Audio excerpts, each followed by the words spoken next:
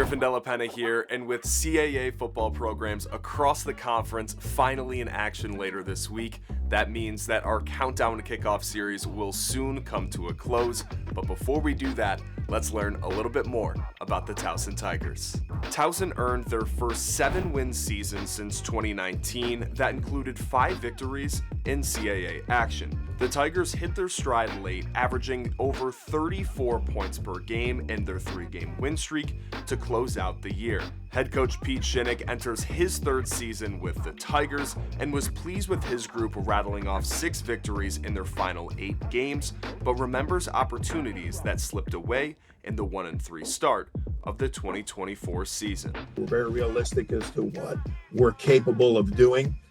And I think all the guys who are returning from last season, know that we let opportunities get away. But at the same time, we stepped up and played some pretty good games. I think we had one of the toughest schedules in FCS last year. Unfortunately, we didn't win some of the games that I felt like we had the opportunity to do.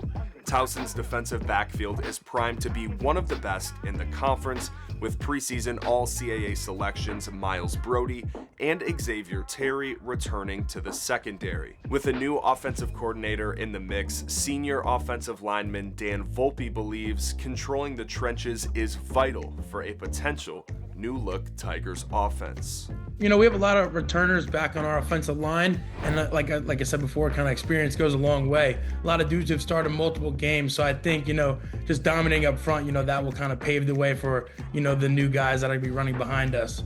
And I'm excited to see, how that goes in this next season. Towson begins their season against Mike Vick and Norfolk State this upcoming Thursday, August 28th at 7 p.m. in front of a nationally televised audience on ESPNU. After additional road games against Morgan State and Maryland, the Tigers finally return home to Johnny Unitas Stadium for their annual Gold Rush game against Youngstown State on Saturday, September 20th.